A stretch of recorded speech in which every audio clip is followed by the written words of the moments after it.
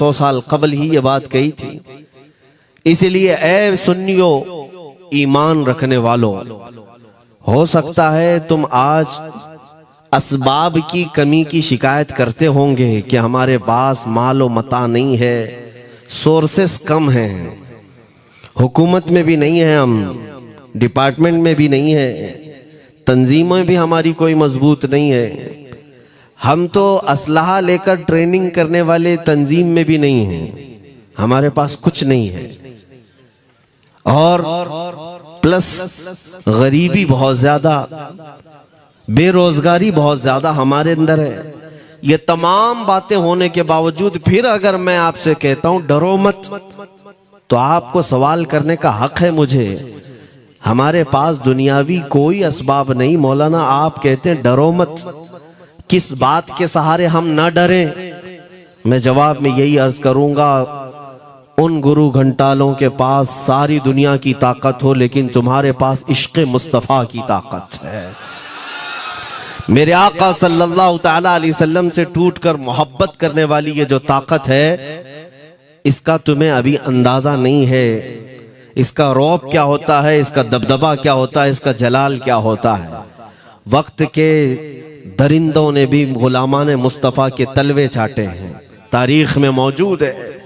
और अल्लाह अज़्ज़ा वजल का वादा है, तुम अगर नबी के पीछे हो गए तो पूरी कायनात को मौला तुम्हारे पीछे लगा देगा। बस अपनी अहमियत और अपनी हैसियत को समझो कि अगर तुम्हारा ईमान मजबूत है और नबी पाक सल्लल्लाहु अलैहि वसल्लम से मोहब्बत करने में कोई समझौता नहीं करते, तो रब तबारक व तआला आजमाइशें तो लेगा, लेकिन तुम्हें अकेला और तन्हा नहीं छोड़ेगा।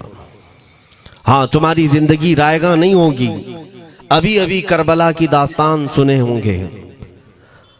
10 मुहर्रम तक हर सुन्नी घराना मौला हुसैन की दास्तानें सुनता है।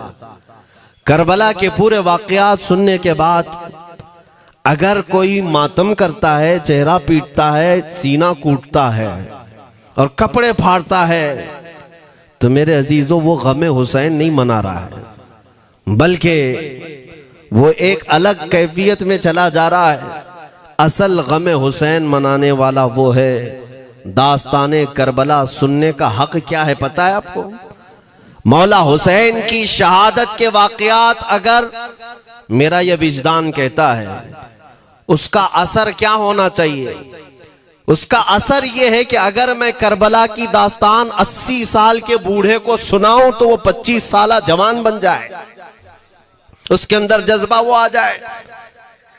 ये नहीं है कि रोना धोना करके चादर ओढ़ करके सो गया। करबला की दास्तान सिर्फ रोने धोने के लिए नहीं है, ये मरे हुए दिलों को जिंदा करने के लिए सुनाई जाती है, टूटे हुए दिलों को जोड़ने के लिए सुनाई जाती है, और खौफ की दुनिया में जीने वालों को ये बताया जाता है कि एक तरफ अगर 22,000 भी हो, अगर तुम हुसैनी हो तो खौफ ना रखना।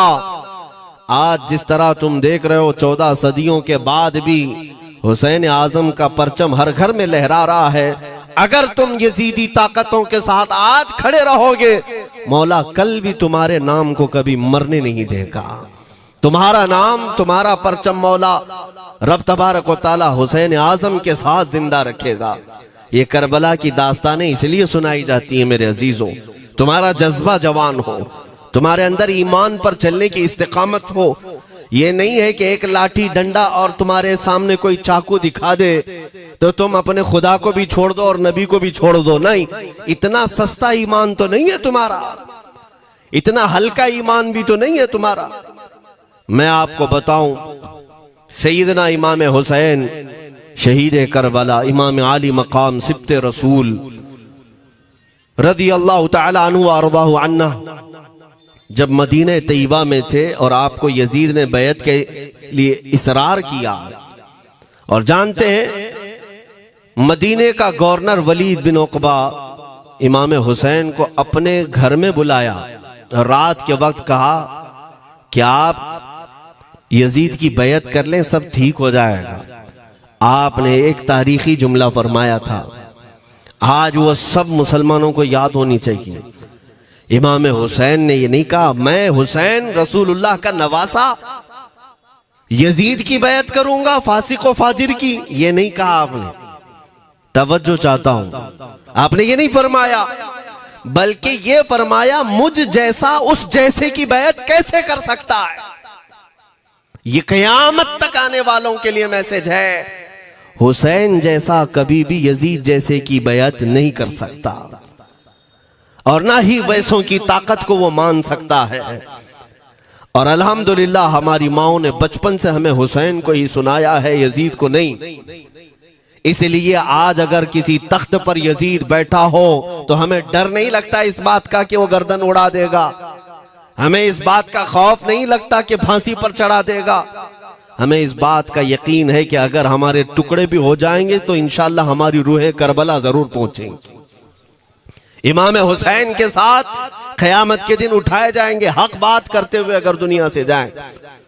अजीज़ान गिरामी वक़ार, मैं तारीख की चंद झलकियां आपके सामने रखूंगा। मुझे हुक्म भी हुआ है, बहुत जल्दी वक्त खत्म हो जाएगा, समेटना है। मैं चंद मिसालें आपके सामने रखता हूं। ताकत किसे कहते हैं, क़ुव्वत किसे कहते हैं। जिम में जाकर बॉडी बनाने वाला ताकतवर है, काजू बादाम खाने वाला ताकतवर है, मुक्के मारने वाला ताकतवर है। कौन है ताकतवर? ताकत किसे कहते हैं मेरे अजीजों? असल ताकत तो ये है कि तुम इस्तेमाल अपने हाथ पैर कुछ भी ना करो, लेकिन खलबली दूसरों में मची रहे। ये असल ताकत है, ये रब ताला की तरफ से दी हुई होती है इनाम में। वरना आप सोच सकते हैं कि हुसैन आजम के साथ जो लोग आए थे वो कुल काफिला कितना था। अलग अलग रिवायतें, इमाम हुसैन के साथ 135 लोग थे, बाज रिवायात में है 96 थे, 96 लोग थे, बाज रिवायत में 82 थे। शहीद होने वालों की तादाद 72 है। लेकिन इस बात पर अक्सर उलमा मुहद्दिसीन का ख्याल है कि 82 लोग थे, 82 लोग थे। 82 के मुकाबिल में कितने लोगों को आना चाहिए रास्ता रोकने के लिए? अगर किसी आम आदमी से भी पूछे तो डबल कर दो, ट्रिपल कर दो, 4 गुना ज्यादा कर दो। नहीं, 82 को रोकने के लिए पहले 1000 लोग आए, फिर वो 1000 के बाद 4000 प्लस आए, 5000 लोग सिर्फ 82 लोगों को रोकने के लिए आए रास्ता। फिर ये लोग 4 दिन तक रास्ता रोकते ही रहे, 5000 लोग मिलकर। 10वीं मुहर्रम होने से पहले पहले फिर तकरीबन 16000 लोग आए, यानी तकरीबन पूरे टोटल मिलाकर 22000 के करीब, 21000 समथिंग कुछ। 22000 की फौज क्या माने रखती है? किसको रोकने के लिए? 82 लोगों को। इसी से समझ में आता है असल ताकत किसे कहते हैं। ताकत इसी को कहते हैं कि उधर 3 दिन के भूखे और प्यासे हैं, उनके खीमों में साजो सामान भी नहीं, जंग के असबाब भी नहीं, और वो जंग की नीयत से भी नहीं गए। उसके बावजूद 22000 के सीनों में जो खलबली मची है, दुनिया इसी को समझ नहीं पा रही है। अगर दुनिया ये समझती है क्वांटिटी का नाम ताकत है तो हम उसको रद्द करते नहीं, क्वालिटी का नाम ताकत है। ईमान ये असल ताकत है। और एक तारीखी बात मैं आपके सामने रखता हूं। इमाम हुसैन का रास्ता रोकने के लिए सबसे पहले यजीद की फौज से जो शख्स आया था उसको हुर बिन यजीद कहते हैं। हुर बिन यजीद रियाई 1000 का लश्कर लेकर के ये इमाम हुसैन का रास्ता रोकने आए। 2 दिन तक इधर उधर घुमाते रहा, और जब जब नमाजें होती रही इमाम हुसैन मुसल्ला इमामत पर हैं और ये यजीदी इक्तिदा भी कर रहे हैं। हर जमात इमाम हुसैन के पीछे हो रही है। लेकिन मैं आपको बताता हूं, 10वीं मुहर्रम से पहले इमाम हुसैन ने खुतबा दिया और यजीदियों से कहा, क्या तुम मेरी हैसियत को नहीं जानते? मैं फातिमा जहरा का बेटा हूं, हैदर कर्रार का नूर नजर हूं, रसूलुल्लाह का नवासा हूं। मेरी निस्बतें क्या तुम्हें नहीं मालूम? तुम मेरे खून से अपने हाथों को न रंगो। मैं तुम्हारे पास ऑप्शन रखता हूं, मैं इस रास्ते से अपने वापस मदीने की तरफ जाता हूं, या किसी साहिल की तरफ, या दिमश्क जाऊंगा। जंग करना नहीं चाहता तुमसे। ये 3 ऑप्शन जब इमाम हुसैन ने रखा तो यजीदियों ने एक को भी कबूल नहीं किया। वो जंग करना ही चाहते थे। इमाम हुसैन के खून के साथ खेलना ही चाहते थे।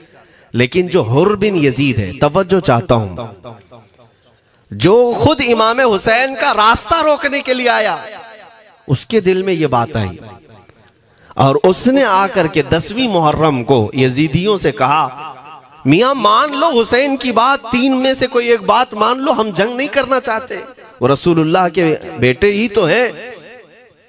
तो सारे जो सिपह सालार बड़े बड़े थे, अम्र बिन साद, शिमर वगैरह, हुर बिन यजीद से कहने लगे, तुझे कौन कहता है फैसला करने के लिए, तू सिपाही है, 1000 की नफरी तेरे साथ दी गई है, बस अगर तुझे हमारे साथ रहना है तो मैदान में जमा रह, वरना चला जा, तू सुलह की बातें मत कर।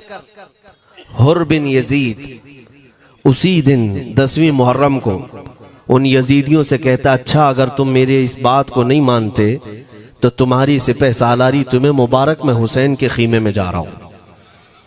जो यजीद की तरफ से आया था वो किधर चला गया? मौला हुसैन के खीमे में। कब? सिर्फ 10वीं मुहर्रम, एक रिवायत में 9वीं मुहर्रम को, एक दिन पहले इमाम हुसैन के खीमे में आया, दस्तबोसी की, माफी मांगी और इमाम हुसैन ने कहा, अब तुम जा सकते हो अपने घर। हुर बिन यजीद ने कहा, मैं उस वक्त तक अब आपका साथ नहीं छोड़ूंगा जब तक मेरे जिस्म में आखिरी सांस बाकी रहेगी, मैं आपके साथ रहूंगा। अब इमाम हुसैन की वफादारी में आने वाला कौन था?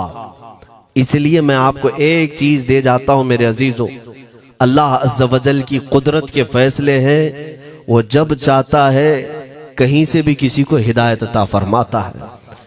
वो बातिल कुव्वतों के मौजूद पलने वाला बच्चा भी कभी रब तबारक व तआला हिदायत देता है, उसे आलिम बनाता है, और कभी काबे की छांव में पलने वाले को मौला अबू जहल भी बनाता है, गुमराह कर देता है। हुर बिन यजीद मौला हुसैन के पास आ गए।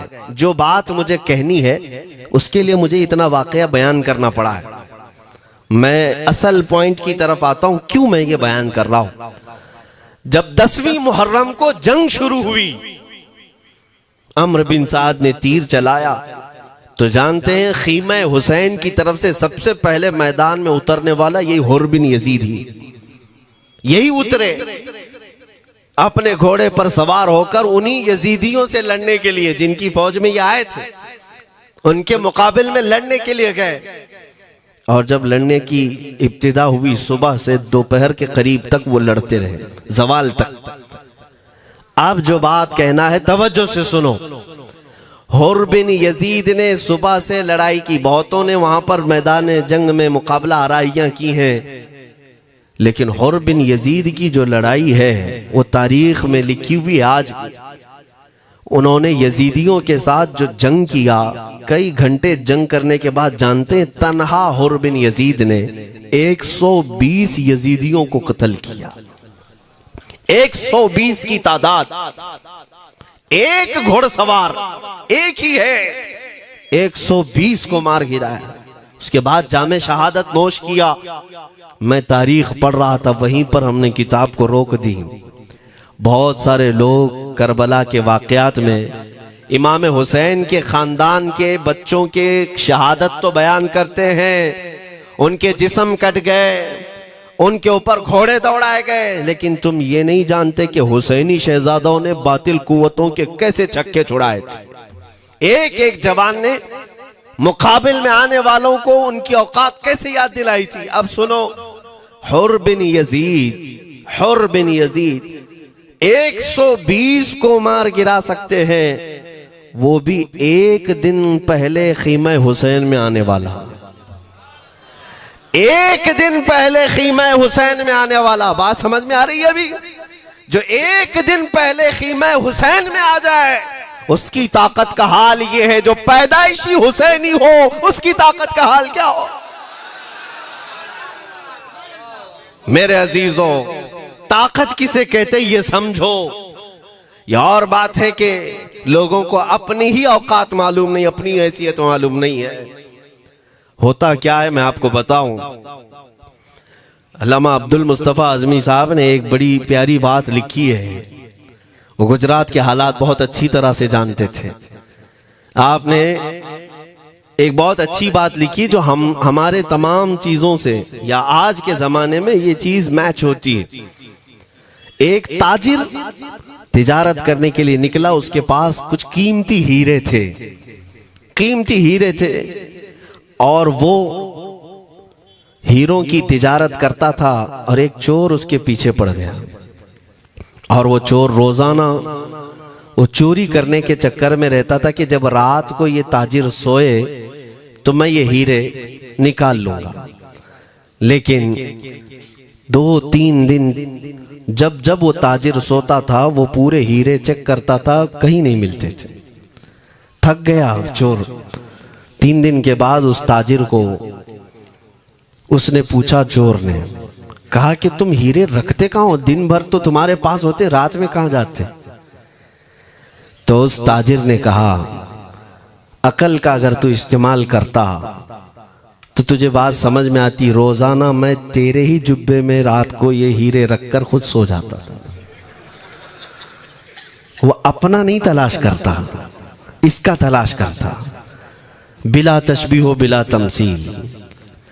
मेरे अजीजों, तुम्हारे पास जो ताकत है तुम्हें उसका अंदाजा नहीं। तुम जो मोहब्बत मुस्तफ़ा सल्लल्लाहु अलैहि वसल्लम की शमा अपने सीने में रखते हो, मौला करीम का वादा है तुम्हारे साथ, काना हक्कन अलैना नस्रुल मोमिनीन। रब ताला फरमाता, हमने अपने ऊपर लाजिम कर लिया है कि ईमान वालों की मदद करें। और हमने मदद देखी है, रब ताला की मदद देखी है। आज के इन हालात में मुझे बताओ, भौंकने वाले भौंक ही रहे, बाकी तुम्हारा क्या बिगाड़ लिया? क्या तुम्हारा खराब किया? बस ये है कि तुम अपने अंदर खलबली मत मचाओ और ज्यादा खौफ और हिरास में मत जियो। अल्हम्दुलिल्लाह मुसलमान हैं, मोमिन हैं, किसी चोर कौम से तुम्हारा रिश्ता नहीं है। तुम दुनिया की उस अजीम कौम हो जो सिर्फ और सिर्फ अपने रब ताला के हुजूर झुकती है और अपने रब तबारक व ताला के हुजूर ऐसे झुकती है। मैं चैलेंज के साथ कहता हूं, पूरी दुनिया में कोई कम्युनिटी, कोई कौम ऐसी नहीं है जो अपने खुदा को देखने के बाद ही झुकती है।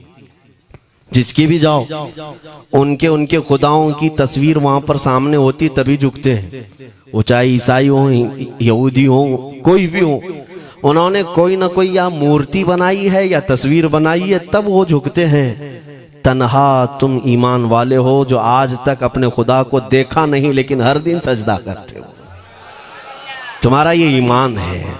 और कुरान में शुरू में ही अल्लाह ताला ने जो तारीफ फरमाई सूरह बकरा में, युमिनून बिल गैब, अल्लाह फरमाता है ये वो लोग हैं जो गैब पर ईमान रखते हैं, देखा नहीं। और दुनिया में करोड़ों मस्जिदें होंगी, किसी मस्जिद में अल्लाह की तस्वीर है? किसी मस्जिद में? और या तुम्हें सलातो सलाम पढ़ने के लिए मेरे आका की तस्वीर देखने की जरूरत है? यही तो तुम्हारा ईमान है मेरे अजीजों। मेरे आका को हमने दिल में बसा रखा है और जब हुजूर पाक की याद आई, बगैर तस्वीर देखे हम खड़े हो जाते हैं और उनकी मोहब्बत वैसी होती है, हमें किसी तस्वीर और मूरत को देखने की जरूरत भी नहीं होती। तुम्हारी खुसूसियात बहुत हैं। अल्लाह रब्बुल इज्जत ने तुम्हारी पेशानियों को महफूज रखा है, किसी अहरे गैरे के सामने झुकने नहीं दिया। पेशानी मुकद्दस है तुम्हारी। हाँ, ये तो नहीं है कि तुम किसी दरख्त पर भी चले जाओ, पत्थर पर भी चले जाओ, चूहे पर भी झुक जाओ, सांप पर भी झुक जाओ, नहीं है। एक सहाबी हैं, ईमान लाने के बाद वो कहते हैं, या रसूल अल्लाह सल्लल्लाहु अलैहि वसल्लम, 2 वाकयात ऐसे हैं जो जमाने जहालत में हम करते थे। एक वाकया याद करता हूं तो रोना आता है और एक वाकया याद करता हूं तो हंसी आती है। हुजूर ने फरमाया, वो दोनों क्या है बताओ? उन्होंने कहा, पहला वाकया तो ये है जिसको याद करके रोता हूं कि जवानी में जब हमारे घर बेटी पैदा होती थी तो हम उसका गर्दन मरोड़ कर दफन कर देते थे। आज मुझे ये बात याद आती है तो रोना आता है कि हमने ऐसे कई बच्चियों को दफन कर दिया। अरब वाले दामाद बनाना नहीं चाहते थे और बेटियों को पहले ही मार देते थे। ये वो सहाबी कहते हैं, अब याद आती है बात तो रोना आता है। मेरे आका सल्लल्लाहु अलैहि वसल्लम ने फरमाया, फिर हंसी किस बात पर आती है? कहते हैं, जमाने जहालत में हमारे खुदा जो होते जिनकी हम इबादत करते थे, तो जब सफर में जाना होता था तो आटा गूंद करके खुदा बना लेते थे, क्योंकि सफर में जाना है और हर जगह उनको साथ में रखना था खुदा को। वो साहबी कहते हैं सफर के खुदा और होते थे, हवा का अलग, पानी का अलग, मिट्टी का अलग, सब लेकर के चलते थे। फिर हुजूर ने फरमाया हंसी किस बात पर आती है? वो कहते हैं बीच रास्ते में अगर खाना खत्म हुआ तो कभी खुदा का हाथ तोड़ के खाते थे, कभी पैर तोड़ के खाते थे। अरे मेरे अजीजों, 1400 साल बाद आज जब आप हंस रहे हैं, उस सहाबी को तो इस बात पर हंसी आती होगी। मैं ये बात सिर्फ इसलिए अर्ज कर रहा हूं कि शुक्र मनाओ अल्लाह रब्बुल इज्जत का कि तुम्हें रब तबारक व तआला ने उस कौम में पैदा किया है जिसका माथा सिर्फ वहदहू ला शरीक की बारगाह में झुकती है। तुम ईमान वाले हो। और मैंने आयत यही तिलावत की खुतबे में, वला तहीनु वला तहज़नु व अंतुमुल अअलौना इन कुंतुम मुमिनीन। घबराओ मत, परेशान मत हो, तुम सबसे ज्यादा सरबुलंद रहोगे अगर तुम ईमान वाले हो। ये कुरान की आयत है। ईमान किसे कहते हैं? ईमान किसे कहते हैं? यानी अल्लाह ने फरमाया अगर तुम ईमान वाले हो तो सबसे ज्यादा कामयाब हो। अब हम पूछते हैं रसूल पाक से ईमान किसे कहते हैं? मेरे आका की जुबान से सुनो, ला युमिनु अहदुकुम हत्ता अकूना अहब्बा इलैहि मिन वालिदिही व वलदिही वन्नासी अजमईन।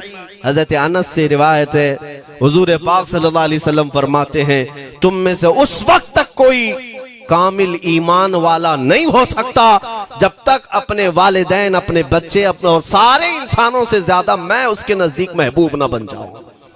हुजूर से कामिल मोहब्बत जब तक ना करोगे तब तक ईमान भी कामिल नहीं है। खुलासा कलाम यही है कि मोहम्मद से वफा तूने तो हम तेरे हैं, ये जहां चीज है क्या लौह कलम तेरे हैं। बस इसी बात पर आपको आना है। इकबाल भी ये कहता है मैं जर्मनी गया, यूरोप का सफर किया, वहां की तरक्कियों को देखा और वो लोग बहुत आगे बढ़ रहे थे। मैं इसीलिए सफर किया कि मैं वहां तहकीक करके आऊं, देखूं, अपनी कौम को आकर के मैं बताऊं मुसलमानों को कि किस फील्ड में तुम जाओगे तो कामयाब होंगे। साइंस में, फिजिक्स में, ज्योग्राफी में, केमिस्ट्री में, मैथ्स में, कौन सी फील्ड में तुम जाओगे तो ज्यादा माहिर होगे। कई साल इकबाल ने वहां की खाक छानी, तहकीकात किया और वापस जब आया अपनी कौम की तरफ, अल्लामा इकबाल कहते हैं मैं सारी दुनिया वहां की यूरोप की छान करके आया, यही देखने गया था कि मेरी कौम किस मैदान में उतरे तो कामयाब होगी। तो लोगों ने पूछा क्या वो तुम्हें राज मिल गया? वो कहते हाँ मुझे राज मिल गया। लोगों ने पूछा किस मैदान में उतरे? तो इकबाल कहता है मैं तो राज को पहुंचा, अपनी कौम को बताता हूं तुम्हारी तरक्की का राज सिर्फ इतना ही है कि मोहम्मद से वफा तूने, कि मोहम्मद से वफा तूने तो हम तेरे हैं। ये जहां चीज है क्या लौह कलम तेरे हैं। सारी कामयाबी का असल राज मेरे आका से बेइंतहा मोहब्बत है। मैं दीनी शख्सियात की बात अपनी जगह पर, जो जिसको आप दुनियावी उलूम कहते हैं, लाओ मैथ्स का कोई बहुत बड़ा माहिर रियाजीदान या कोई साइंटिस्ट आपको ऐसा लगता हो, लाओ मेरे आला हजरत इमाम अहमद रजा फाजिल बरेलवी के सामने। जानते हैं आप उस आला हजरत फाजिल बरेलवी ने 55 उलूम पर अपनी तहकीकात लिख दी हैं। बाकी जानते कितने थे वो अल्लाह ही बेहतर जाने। एक बात मैं आपको बता रहा हूं, मैथ्स में, मैथमेटिक्स में उनके पास ऐसी ऐसी इजादात थी। एक किताब आला हजरत ने लिखी है ज्योमेट्री पर, आज के बच्चे जो कॉलेज पढ़ते हैं वो जानते होंगे। ज्योमेट्री की भी कई उसमें अकसाम लिखी गई हैं और आला हजरत ने एक किताब लिखी है कश्फुल इल्ला अन सिमतिल क़िबला, क़िबला पहचानने का इल्म। तुम तो आज वो कंपास लेकर के पहचानते हो ना, अब तो मोबाइल में आ गया, मोबाइल को घुमाओ, इधर दिखा रहा उधर, उधर दिखा रहा उधर किबला। मेरे अजीजों इस्लाम मशीनों से नहीं चलता है। इसका सेल चला गया तो क्या तुम्हारा इस्लाम चला जाएगा? इसकी बैटरी चली गई तो क्या तुम्हारा दीन चला जाएगा? नहीं, इस्लाम मुकम्मल कवायद और जवाबित के साथ है। सारी मशीनें खत्म भी हो जाए, इस्लाम ने तुम्हें कायदे बनाकर दिखाए हैं। प्रैक्टिकल। ये किबला पहचानने का इल्म होता है। शहर का तूलुल बलद अर्जुल बलद देखना होता है। बहुत सारी उसमें चीजें, उसकी सतह समंदर से ऊंचाई कितनी है, फिर सितारों को देखा जाता है, फिर पहचाना जाता है किबला, उसको हिसाब में लगाया जाता है। आला हजरत ने ये जो किताब लिखी पूरे 1400 साल में, आला हजरत की ये किताब जिसमें 10 कायदे खुद उन्होंने इजाद की, उनसे पहले किसी ने नहीं लिखी, खुद उन्होंने इजाद किए। और उसके बाद आला हजरत ने चैलेंज के साथ कहा कि मैंने, फकीर ने ये 10 कायदे इजाद किए हैं, इस पर कोई अमल करके किबला पहचानना चाहे तो उस पर अमल करके खड़ा हो जाए। अगर हिजाबात हटा दिए जाएं तो काबा उसकी नाक के सामने होगा। आला हजरत ने लिखा है काबा ऐन उसकी नाक के सामने होगा। परफेक्ट कायदे उन्होंने लिखे। ये कायदे कहां से आए? हिसाब, मैथमेटिक्स। जो अलीगढ़ के प्रोफेसर अपने फंसे हुए मसाइल हल करने के लिए आला हजरत के पास आए, वाकयात आपने सुने होंगे। अब मैं आपसे कहता हूं, एक बहुत बड़े प्रोफेसर साहब अलीगढ़ के, वो लंदन या ऑक्सफोर्ड जा रहे थे या जर्मनी जा रहे थे कुछ मैथ्स के फंडे हल करने के लिए। आला हजरत के खलीफा ने उन्हें मशवरा दिया कि चले मौलाना अहमद रजा साहब बरेली में रहते हैं, उनसे बात कर लेंगे। पहले तो उन्होंने मजाक उड़ाया, मौलवी लोगों का काम है, प्रोफेसर जिसमें फंसा हुआ है। उन्होंने कहा लंदन और जर्मनी जाने में जितना खर्चा आता है उससे कम ही बरेली को लगता है, एक बार ट्राई कर लीजिए। वो आए आला हजरत के यहाँ, वो मौलाना सैयद सुलेमान साहब के कहने पर जब आला हजरत के पास आए, असर का वक्त था, अजान हो चुकी थी, आप मस्जिद की तरफ जा रहे थे। प्रोफेसर साहब से मुलाकात हुई। आला हजरत ने पूछा कैसे आना हुआ?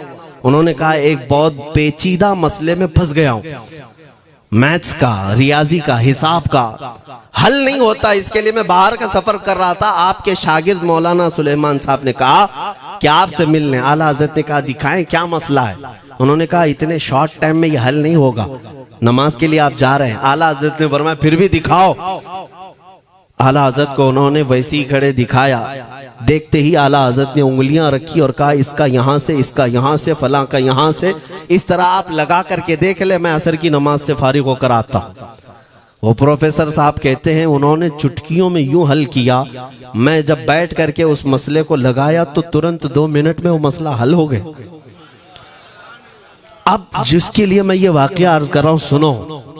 वो हैरत में आंखें फटी फटी रह गई उस प्रोफेसर साहब की। उधर नमाज होने के बाद आए आला हजरत, तो वो अश करने लगे। कहा मौलाना साहब मैं पहली मर्तबा देख रहा हूं कि मदरसे का कोई मौलवी मैथ्स के इतने टफ फंडे को हल कर लेता हो। मौलाना ये तो बताएं ये रियाजी और ये मैथ्स के मसले आपने किससे सीखे? कौन है आपको? किस कॉलेज में, किस यूनिवर्सिटी से आपने सनद हासिल की है? यही मुझे कहना है मेरे से। अब आला हजरत का जवाब सुनो।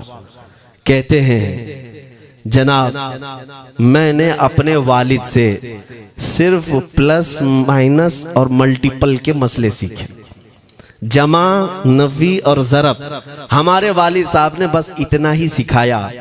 और उस वक्त बचपन में मुझे मंतिक, फलसफा, ये सब किताबें पढ़ने का शौक था। मैं हिसाब के, ज्योमेट्री के ये किताबें लेकर बैठा।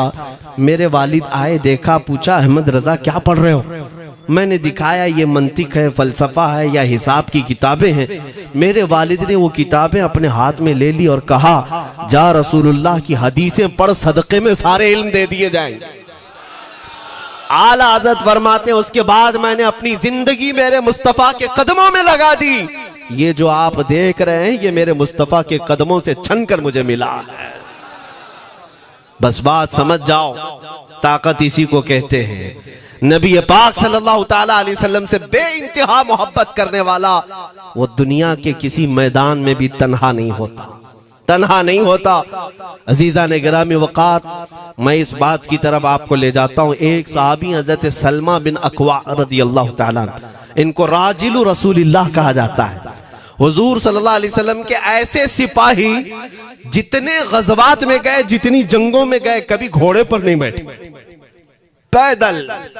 और वह ऐसा पैदल चलते थे कि कोई घोड़ा भी उनके साथ नहीं पकड़ पाता उनको जब वो भागते थे। घोड़ा भी अपनी तेज रफ्तारी के बावजूद उन्हें नहीं पकड़ पाता। उनको वो लक़ब मिला था राजिल रसूलुल्लाह, छल करके सफर करने वाला रसूलुल्लाह का सिपाही। एक बार ऐसा हुआ, एक बनु कार्रा का शख्स जिसका नाम अब्दुर्रहमान है, ये मुनाफिक था, खबीस था। इसने तकरीबन 400 लोगों को जमा किया, अपने हम मिजाज लोगों को, और मदीने पर रात के वक्त एक बगीचे पर हमला किया, पूरे बगीचे को आग लगा दिया, और उसके बाद फिर जो खजूरें थी वहां से सब लूट लिया, लूट करके अपने घोड़ों पर रख लिया और निकल पड़ा। उस वक्त सिवाय हजरत सलमा बिन अकवा के कोई नहीं था। उधर 400 लोग लूट मार कर रहे हैं और खजूरें जमा कर रहे हैं, और ये तन्हा साहबी। इस साहबी का हाल ये है, घोड़ा भी नहीं होता था कभी नहीं। अब इनको जलाल आया कि मेरे मुस्तफ़ा के शहर की एक खजूर भी मैं बाहर जाने नहीं दूंगा जो चोरी करके जा रहा है। उसके बाद आपने पीछा करना शुरू किया। और हकीकत देखें आप, जब हदीस पढ़ेंगे, आला हजरत ने अल मलफूज में भी इसको नकल फरमाया। जब तक मैं ये हदीस पढ़ रहा था, इतनी हंसी भी आती है और उनकी इस बहादुरी पर दिल खिल जाता है और सीना चौड़ा होता है कि वो अकेले किस बात पर भाग रहे थे। उनके पीछे 400 लोगों के पीछे भाग रहे। अच्छा, कोई ये कहे कि नादान आदमी है, 400 लोगों को नहीं देख रहा, अकेला भाग रहा है, हो सकता है इनको कोई कह दिया हो, लेकिन मुझे हैरत उन 400 पर हो रही है जो एक से डर के भाग भी रहे थे। वो भी भाग रहे हैं, एक दौड़ा रहा है और 400 भाग रहे हैं। वह अब्दुर्रहमान कार्रा का रहने वाला कारी भागा जा रहा है और सबसे कह रहा है सलमा बिन अकवा से अपनी अपनी जान बचा लो। इसीलिए मैं कहता हूं ये बुज़दिल कौमें हैं, मेरे मुस्तफ़ा के गुलामों का मुकाबला करने की सकत नहीं रखती, जिसके सीने में इश्क़ मुस्तफ़ा हो। 400 भागते रहे और ये भगाते रहे बहुत दूर तक। जब हज़रत सलमा बिन अकवा भागते थे तो घोड़े भी पीछे पड़ जाते, और आप जैसे जैसे कोई घोड़सवार आता उसकी टांग पकड़कर खींचते और उसकी गर्दन पर पैर रखते, फिर आगे निकल पड़ते थे। न जाने कितनों को उन्होंने तन्हा अपने हाथों से गिराया, कोई मुकाबला करने को तैयार नहीं। गिराते भी हैं और उनकी गिरी हुई खजूरें जमा भी करते हैं कि मुझे मदीने वापस ले जाना है। उस सहाबी को मैं पढ़ता हूं, अजीजा ने गिरामी खजूरें जमा करते रहे और उन्हें भगाते रहे। आखिर में वो 10-10 की टुकड़ियों में बदल गए। वो अब्दुर्रहमान कार्रा का रहने वाला, वो कहने लगा एक साथ मत भागो, ये अकेले सबको भगा रहा है, 10 इधर जाओ, 10 उधर जाओ, 10 उधर जाओ। जालिमों, पलट कर मेरे मुस्तफ़ा के गुलाम का मुकाबला करके देखते हैं, लेकिन किसी से नहीं हुआ। वो पहाड़ की चोटियों में चले गए। हज़रत सलमा बिन अकवा पहाड़ पे भी चढ़ने लग गए। तो अब्दुर्रहमान कार्रा वो कहता है वहीं से चीख करके, सलमा बिन अकवा तुमको क्या चाहिए, क्यों पीछा कर रहे हो? कहा मैं शहर रसूल की एक खजूर भी जब तक तुम्हारे पास होगी पीछा करता रहूंगा।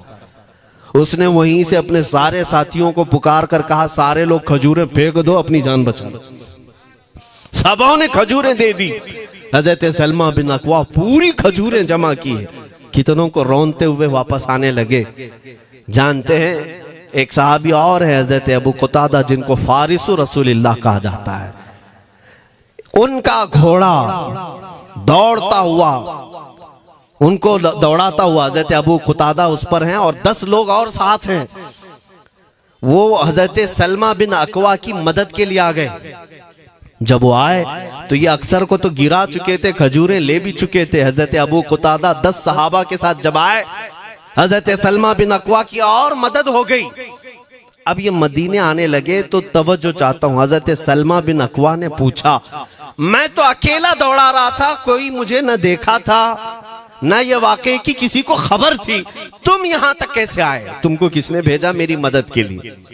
मुसलमानों याद रखो, मेरे मुस्तफ़ा की वफादारी में जब कोई निकलता है तो कहां से मदद आती है अंदाजा भी नहीं होता। हजरत सलमा बिन अकवा ने उनसे पूछा अबू कुतादा से, तुम आए कैसे?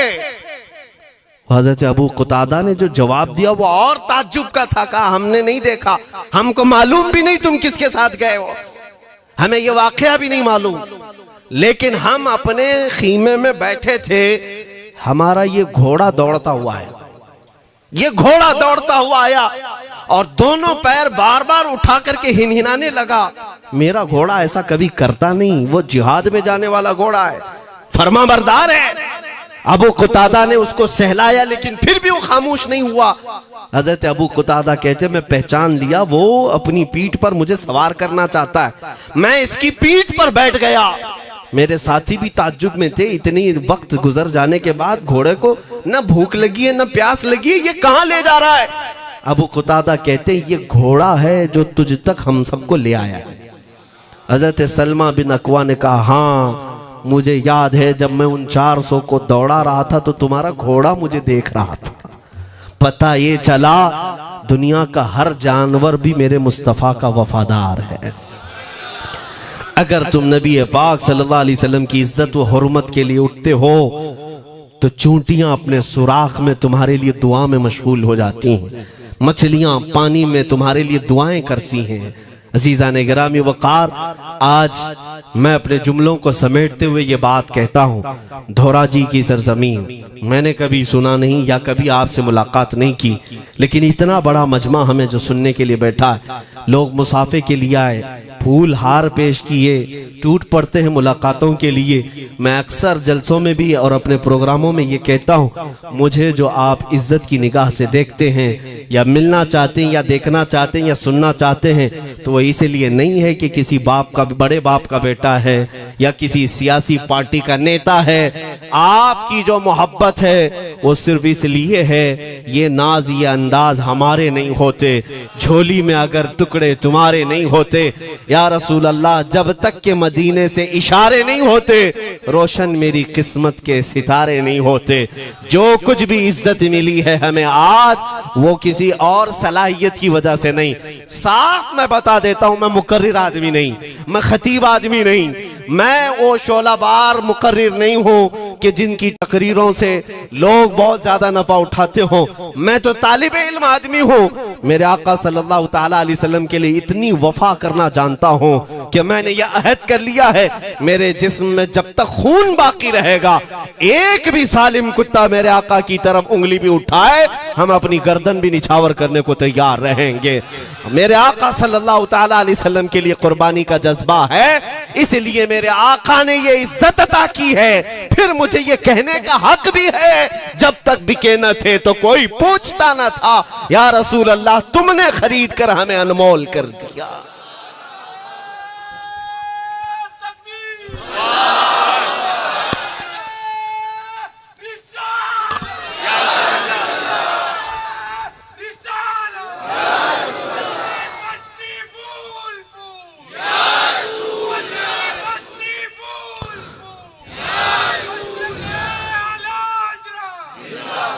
मेरे अजीजों, इस बात पर आज तुम्हारा इत्तिहाद होना है, आज तुम्हारा इत्तिहाद होना है। मैंने काफी इलाकों के दौरे की और देख लिए, लोग जो कहते हैं हम बिखरे हुए हैं, बटे हुए हैं, टुकड़ों में हैं, लेकिन मैंने सबको देखा, यकीनन फिरकों में भी बटे हैं, सिलसिलों में भी। हालांकि सिलसिलों में इख्तिलाफ होना नहीं चाहिए, जो सलासिल हक्का हैं वो सब मदीने तैयबा की नहरें हैं, इख्तिलाफात नहीं, लेकिन उसके बावजूद बटे हुए लोग हैं। एक दूसरे से मुसाफा नहीं करना चाहते, एक दूसरे के पीछे नमाजें नहीं पढ़ना चाहते, जो खाली सुन्नी होकर भी, ईमान वाले होकर के भी। मैं बहुतों से ये शिकायतें सुना कि हम में बहुत सारे इख्तिलाफात हैं, लेकिन इसका हल तकरीरें हैं, तहरीरें हैं, लोगों को समझाना है, इस्लाह करना है, सब करके देख लिया। लेकिन एक बात मैंने खुद प्रैक्टिकल देख लिया कि 1000 टुकड़ों में क्यों न बटे हों, लेकिन मेरे मुस्तफ़ा का नाम आ जाए तो हर कोई मुत्तहिद नजर आता है। ये हमने देख लिया है, ये हमने देख लिया है। किसी भी पीर से बैत क्यों ना हो, मैं दूसरों की बात नहीं करता, लेकिन मैंने पूरे हिंदुस्तान के कोने कोने में देखा है जाकर के, किसी भी सुन्नी सहीहुल अकीदा पीर से बैत क्यों ना हो, अगरचे उसके आपस के झगड़े हों, लेकिन हमने एक मजमे में मुझे सुनने वालों को, ऐसे इख्तिलाफ वालों को भी देखा, दोनों सुन रहे हैं, लेकिन जब हमने पूछा मेरे मुस्तफा करीम की इज्जत पर बात आए तो तुम में से कौन खड़ा हो सकता है? हर इख्तिलाफ रखने वाला भी ये कहता है, या रसूल अल्लाह, ये जिस्म भी तुम्हारा, ये जान भी तुम्हारी, करूं तेरे नाम पे जां फिदा, न बस एक जां दो जहां फिदा, दो जहां से भी नहीं जी भरा, करूं क्या करोड़ों जहां नहीं। ये हर एक का नारा है।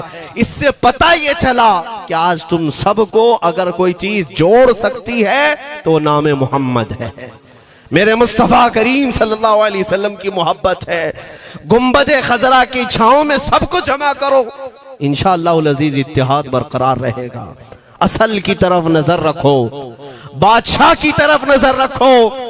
बाकी जितने वली हैं, जितने पीर हैं, सब वजीर हैं, सब वजीर हैं। बादशाह सिर्फ मेरा मुस्तफा है। नबी पाक सल्लल्लाहु ताला अलैहि वसल्लम को हम शहंशाह तस्लीम करते हैं। लिहाजा अगर बादशाह की तरफ नजर होगी तो तुम्हें शैतान ये इस तरह की लड़ाइयों में नहीं रखेगा, वो कामयाब नहीं हो सकेगा। तुम सबका मिशन अगर मेरे मुस्तफा की इज्जत और उनकी नामूस हो जाए, हुजूर अकरम सल्लल्लाहु ताला अलैहि वसल्लम की तरफ हमने देखा है बड़े बड़े इख्तिलाफात खत्म हो जाते हैं। हजरत अबू ज़र ग़िफ़ारी, हजरत बिलाल हबशी, दोनों में झगड़ा हो गया था, तकरार हुई। हजरत अबू ज़र ग़िफ़ारी ने सिर्फ हजरत बिलाल को गुस्से में आकर कहा, काली औरत के बेटे, या इब्न उम्मी सौदा। ये तकरार में हो जाता है। हजरत बिलाल को ये बात लग गई, थे तो काले, लेकिन सहाबी ने कहा था काली औरत के बेटे। हुजूर के पास जाकर अर्ज किया, या रसूल अल्लाह, अबू ज़र ने मुझे आज यूं कहा, अबू ज़र ने मुझे आज यूं कहा, काली औरत के बेटे। मेरे आका सल्लल्लाहु अलैहि वसल्लम को जला लाया, बाहर आए, बुलाया, अबू ज़र कहाँ है? आए। हुजूर पाक ने उनको मुखातिब करके सिर्फ इतना फरमाया, अफीकल जाहिलिया, अभी तक तुम्हारे अंदर पुरानी जाहिलियत बाकी है? 3 बार पूछा और उसके बाद मेरे आका चले गए, कुछ नहीं फरमाया। पुराने जमाने की काफिरों की जाहिलियत अभी बाकी है, जो माँ के नाम से लोगों को गालियां देते या पुकारते थे। हजरत अबू ज़र ग़िफ़ारी को इतनी बात लग गई कि मेरे आका मुझसे रूठ गए, मेरे आका के दिल पर यह बात लग गई। तो उन्होंने ये नहीं किया कि देखा जाएगा बाद में क्या होगा, नहीं, सीधे मस्जिद नबवी में हजरत बिलाल को ढूंढने के लिए आए। कहाँ है? हजरत बिलाल मिल गए तो उनका हाथ पकड़ करके लाए। अबू ज़र ग़िफ़ारी जमीन पर लेट गए, सो गए। कहा है बिलाल, मुझे माफ कर दे, मैंने तुझे सख्त जुमला कहा, मुझे माफ कर दे। हजरत बिलाल ने कहा, ठीक है, मैंने माफ कर दिया, हो गई बात। लेकिन हजरत अबू ज़र ग़िफ़ारी ने कहा, नहीं, मेरा दिल इस पर सुकून नहीं मानेगा। एक काम करो ए बिलाल, तुम अपना ये पैर मेरे चेहरे पर रगड़ो, ये तुम्हारा तलवा जिसको मैंने काला कहा था, उसी तलवे से मेरे चेहरे पर तुम रगड़ो, ताकि मुझे मेरी हैसियत पता चल जाए। हजरत बिलाल क्या उनकी बात पर अपना पांव उनके चेहरे पर रगड़ देते? दोनों हाथों से उनको जमीन पर उठाया और सीने से सीना लगाया।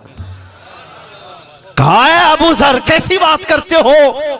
जिस आका के तुम गुलाम हो, उसी आका का मैं भी गुलाम। मैंने ये तारीख में पढ़ा है, अगर सख्तियों को कोई चीज जोड़ सकती है तो वो मेरे आका की मोहब्बत है और मुस्तफा करीम की मोहब्बत है। तुम्हारे सीने चौड़ा कर देगी, तुम्हारा दिल कुशादा कर देगी, तुम अपनों को एक्सेप्ट करने लग जाओगे अपने नबी की निस्बत पर। हाँ, एक बात याद रखें, मैं ये सिर्फ मेरे आका की निस्बत वालों के लिए कह रहा हूं। बाकी हमारा अकीदा तो ये है, नबी से हो जो बेगाना, उसे दिल से जुदा कर दे। पिदर मादर बिरादर जानो माल उन पर फिदा कर दे। हम उसको मानते ही नहीं, चाहे बापों की माँ हो, जो मेरे नबी को नहीं जानता, जो मेरे आका की अजमत को नहीं पहचानता। मैं उनके बारे में नहीं कहता। हाँ, हमारे एक उस्ताद बुजुर्ग, उन्होंने फरमाया था कि बेटा, बात करने का लहजा नरम रखना हमेशा।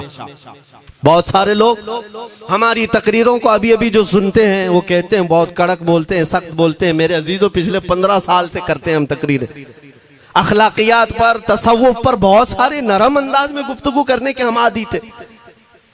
वो सब नहीं देखते, लेकिन जहां हम थोड़ा सा चीखते हैं या गरज के साथ बोलते हैं वो बहुत जल्दी किसी को लगती है और कहते हैं आप बहुत कड़क लहजे में कहते हो। 90% हमने नरम लहजे में बात किया है, लोगों को अखलाकियात सिखाया है।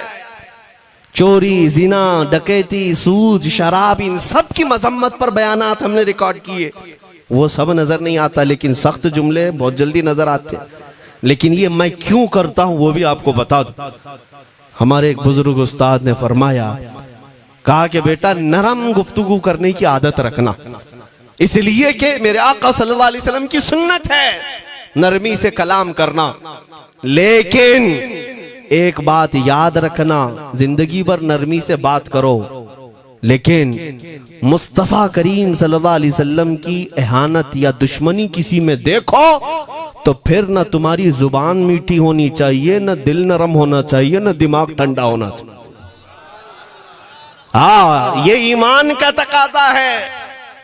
हम जो सख्त बात करते हैं लोगों को ऐसा लगता है कि इतना कड़क नहीं बोलना चाहिए। तुम्हें पता भी नहीं हज़रत उमर फारूक कितना बोलते थे।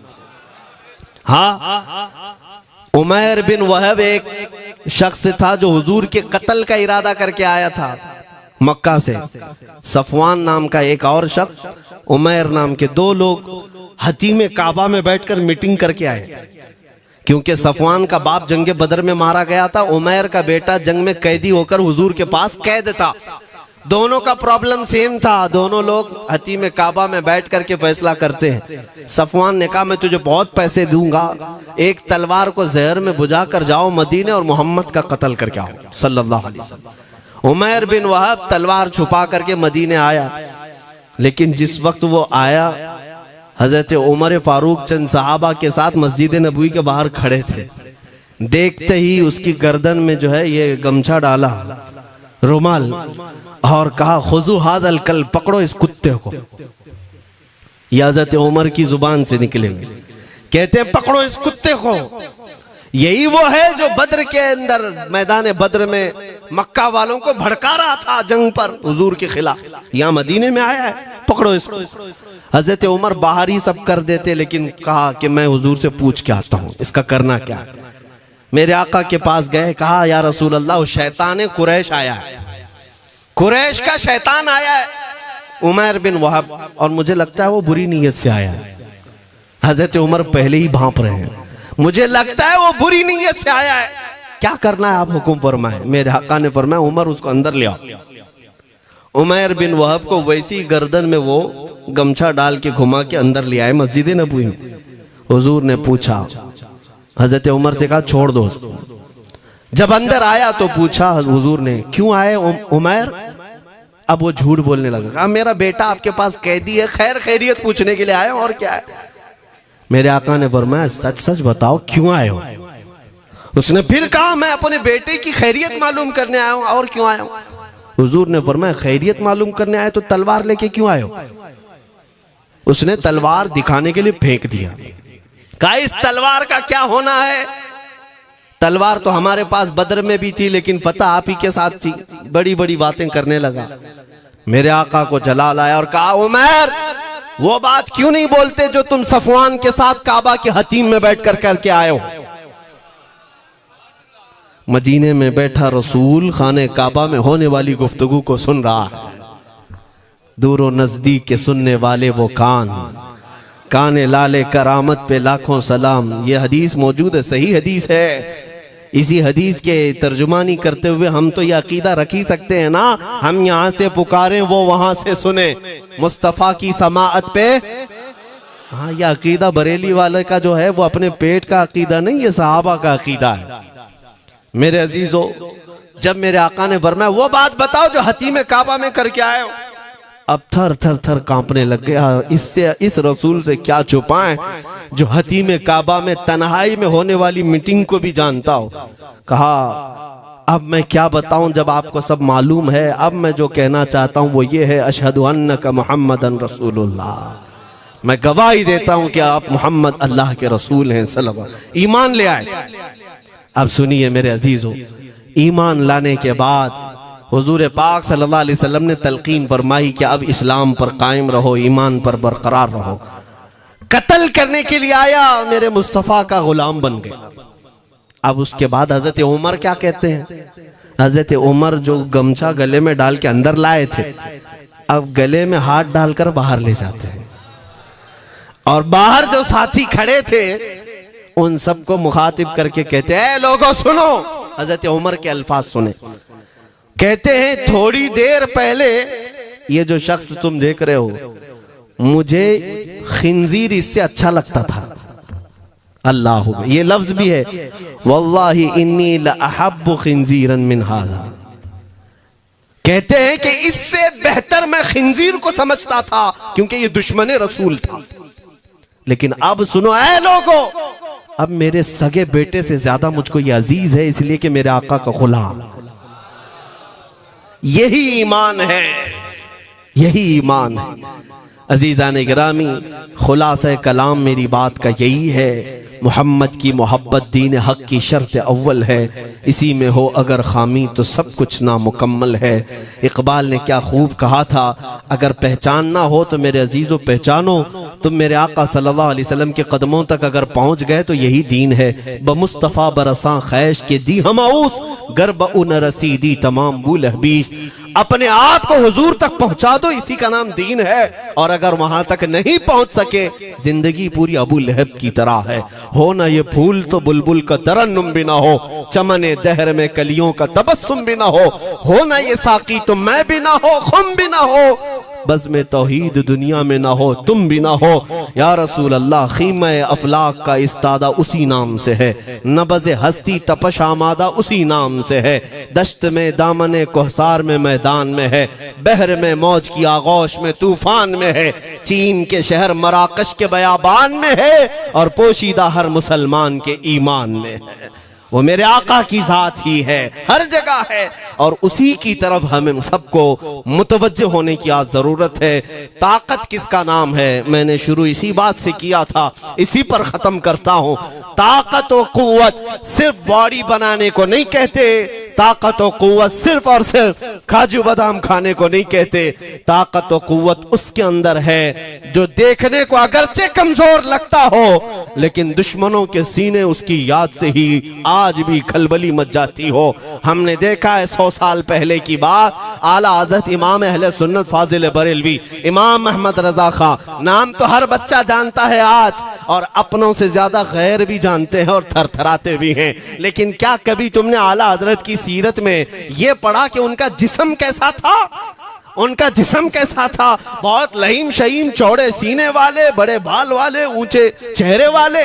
नहीं मेरे अजीजों, तारीख में आप पढ़ोगे आला हजरत कसरत से लिखने की वजह से, कसरत से इबादत की वजह से, जिस्मानी एतबार से बड़े दुबले पतले थे, बड़े दुबले पतले थे। लोग देखने वालों ने यह कहा है, जिस्मानी साख्त ऐसी नहीं थी कि कोई पहलवान नजर आता हो, दुबले पतले थे, नहीफ थे, देखने में कमजोर लगते थे।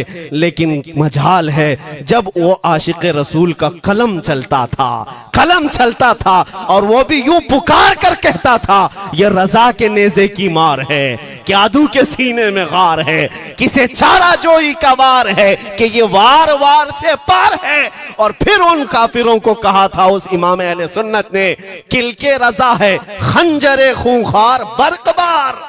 ये कोई दावा नहीं कर सकता आज। किल्क किसको कहते हैं समझा भी देता हूं मैं आपको।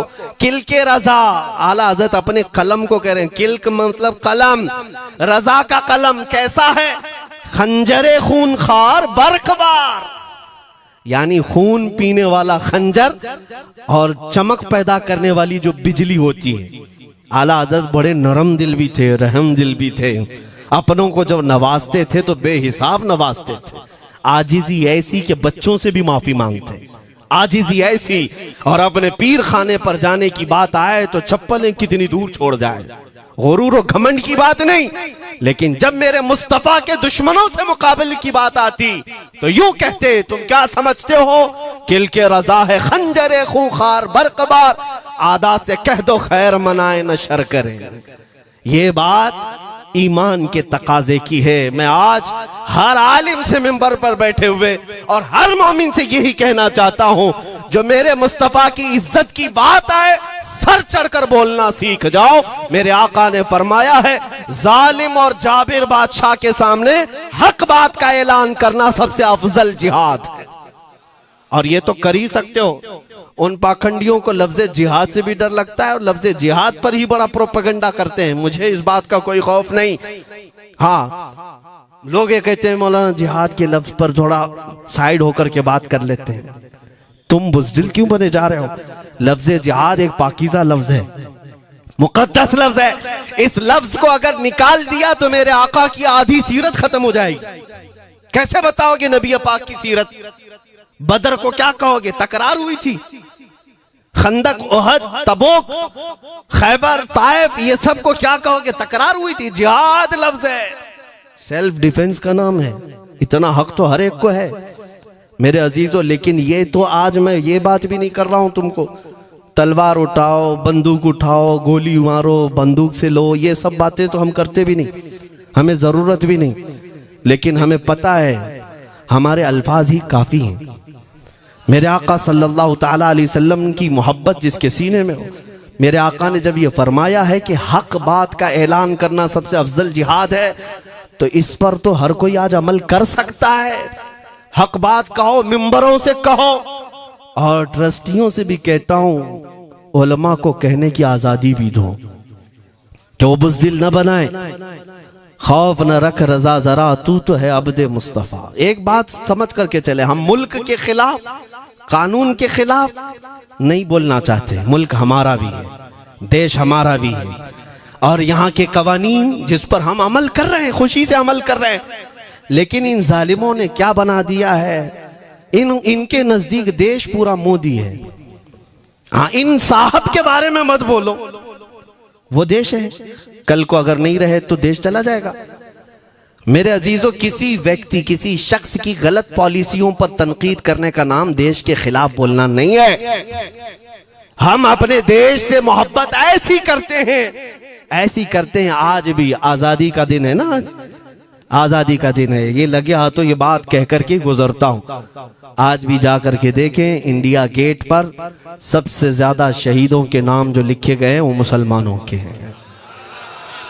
इनको क्या पता है 1857 से जो अंग्रेजों के खिलाफ लड़ रहे थे, ये लड़ रहे थे। आजादी का परचम सबसे पहले बुलंद करने वाला कोई संगी नहीं था, वो शहीद टीपू सुल्तान था। सबसे पहले तोपमैन हिंदुस्तान का, अंग्रेजों के खिलाफ आवाज बुलंद करने वाला। पूरे अंग्रेज उसके खिलाफ खड़े थे। इनको आज बोलने की तौफीक भी नहीं मिलती। और उसके अलावा वो उलमा की बात कहां चली गई आज? अंग्रेज तारीखदान ने लिखा है कि सबसे ज्यादा हमें खतरा हिंदुस्तान में मुसलमानों से था, और हमने दिल्ली से लेकर कश्मीर तक कोई एक झाड़, कोई एक दरख्त बाकी नहीं था जिसमें हमने एक आलिम को लटकाया नहीं था फांसी पर। जिनकी तादाद गिनी गई है तो तकरीबन 26,000 उलमा को इन्होंने फांसी दी थी, दिल्ली से लेकर कश्मीर तक। मुझे बताओ जजीरा अंडमान निकोबार में किसको भेजा इन्होंने? मौलाना फजल हक खैराबादी, इनायत अहमद काकोरवी, ये तमाम वो लोग हैं। अल्लामा इनायत अहमद काकोरवी जिनकी किताब आज तकरीबन हर मदरसे में पढ़ाई जाती है, इल्म उस्सिक़ा। ये किताब यहाँ चटाई पर बैठकर लिखी हुई नहीं, उस जेल की दीवारों पर लिखी हुई किताब। उसको पढ़ करके आज बच्चे आलिम बनते, हम भी पढ़े। ये वो लोग हैं जिनको सिर्फ और सिर्फ हक बात कहने की बुनियाद पर जिंदगी भर जेल में डाल दिया गया। आज ढूंढ करके निकालो मौलाना फजल हक खैराबादी का मजार कहाँ है? और अंडमान निकोबार में, जहां काला पानी की सजा दी जाती थी। किफायत अली काफी का नाम सुना है मेरे अजीजों? ये नाम का जिक्र आना तो हक बनता है आज की रात जरूर। मुरादाबाद शहर का वो आलिम रब्बानी, वो सिर्फ और सिर्फ मुजाहिद आजादी नहीं बल्कि फना फिर रसूल भी था। आप इसी से अंदाजा लगा लें, आला हजरत जैसा आशिक, हदायके बख्शिश लिखने वाला। आला हजरत के अशार तो पता है ना, इमामुल कलाम कहते हैं। आला हजरत की नातों को इमामुल कलाम कहते हैं। सारे कलामों का इमाम आला हजरत की नाते हैं। पढ़ करके देख लो, वजद आ जाए हुजूर की नाते। लेकिन उस आला हजरत से पूछा गया आप किसकी नाते पसंद करते हैं? आला हजरत फरमाते हैं मैं सिर्फ दो ही लोगों की नाते सुनता हूं, या तो हसन रजा बरेलवी की या अल्लामा किफायत अली काफी की। आला हजरत जिसकी नातें सुनते हो, इसी से अंदाजा कर सकते हो किफायत अली काफी कौन थे। मैं अक्सर जगहों पर इनका तस्करा करता हूं ताकि बच्चों के जहनों में ये बात मुंतकिल हो जाए। अब मैं आपको बताऊं, उनकी जुबान में अल्लाह ने वो ताकत दी थी कि वो जब इश्क़ रसूल पर बोलते थे तो हजारों का मजमा रोने लगता था, उनकी तरफ आ जाते। और अंग्रेजों को ये बात कतान पसंद नहीं थी। उन्हें कई तरह से गिरफ्तार करने की कोशिश की गई। आखिरकार एक मुनाफिक के जरिए से मौलाना किफायत अली काफी को गिरफ्तार करने के लिए अंग्रेज आए। कितने जानते हैं? 3000 लोग आए एक आलिम को गिरफ्तार करने। हमेशा कुत्ते झुंड में ही आते हैं। हाँ, मॉब लिंचिंग भी जो है ना, कुत्ते झुंड में ही करते हैं। किफायत अली काफी रहमतुल्लाह अलैह को गिरफ्तार करके ले गए दारुल इमारत में। अंग्रेजों ने रात के वक्त किफायत अली काफी के कपड़े खोले और उनके जिस्म पर गर्म इस्त्री फेरी। इस्त्री से पूरा दागते थे और जब चमड़ी जल जाती थी तो उस पर नमक छिड़कते थे। हफ्ता भर तक अल्लामा किफायत अली काफी को उन्होंने ये दर्दनाक सजाएं दी। बीच में कई मर्तबा उनको सामने ऑफर रखा, तुम बदल लो अपनी बातें, छोड़ दो अपनी इस कौम को वरगलाना, छोड़ दो ये सब जो तुम तकरीरें करते हो, हम अपने हुकूमत में तुम्हें ले लेंगे, वजीफा भी देंगे, ओहदा भी देंगे। किफायत अली काफी रहमतुल्लाह अलैह ने फरमाया, तुम गलत जगह हाथ मारे हो। हाँ, ये वो जगह नहीं है जहां से 500 पाउंड लेकर के कौवा भी हलाल कर दिया जाए, हर चीज जो है तुम्हारे हिसाब की बना दी जाए, ये वो जगह नहीं है। किफायत अली काफी रहमतुल्लाह अलैह ने कहा, मेरा दीन इतना सस्ता नहीं है, इतना सस्ता नहीं है। उसके बाद उन्होंने कहा, तो फिर तुम मरने के लिए तैयार रहो। कहा, खुशी से। 8 दिन के बाद उनको एक चौराहे पर ले जाकर फांसी का फंदा लगाया गया और पूरे मजमे में आपको फांसी के लिए चढ़ाया गया। अंग्रेजों ने पूछा था, कोई आखिरी वसीयत है तुम्हारी, कोई आखिरी ख्वाहिश है तो बता दो लोगों में। फांसी पर चढ़ने वाला ये कहता होगा, मेरी बीवी से मिल लूं, बच्चों से मिल लूं, जायदाद प्रॉपर्टी की वसीयत कर दूं, मेरे बाद कौन बैठेगा वो कह दूं। लेकिन किफायत अली काफी की बात पर कुर्बान जाओ। उस भरे मजमे में कहते, हाँ मेरी आखिरी ख्वाहिश एक ही है, एक बार नाते रसूल पढ़ लूं। अल्लाह अल्लाह, एक बार नाते रसूल पढ़ लूं। उन्होंने कहा, ठीक है, तुम्हारी इस ख्वाहिश का हम अदब करते हैं, कर लो।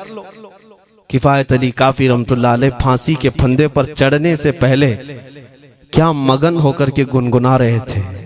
यूं कह रहे थे, कोई गुल बाकी रहेगा न चमन रह जाएगा, पर रसूलुल्लाह का दीने हसन रह जाएगा। अतलसो कम ख्वाब की पोशाक पे नाजा न हो, इस तने वे जान पर खाकी कफन रह जाएगा। सब फना हो जाएंगे हश्र तक काफी वो, लेकिन नाम हजरत का जुबानों पर सुखन रह जाएगा। ये नाते पाक गुनगुनाते हुए चढ़ गए फांसी के फंदे पर। लोगों ने देखा फांसी तो लगी लेकिन लबों पर उसी तरह की मुस्कुराहट थी। क्यों? ये राज है मेरे अजीजों, मरने वाला ही जानता है। फंदा बाद में लग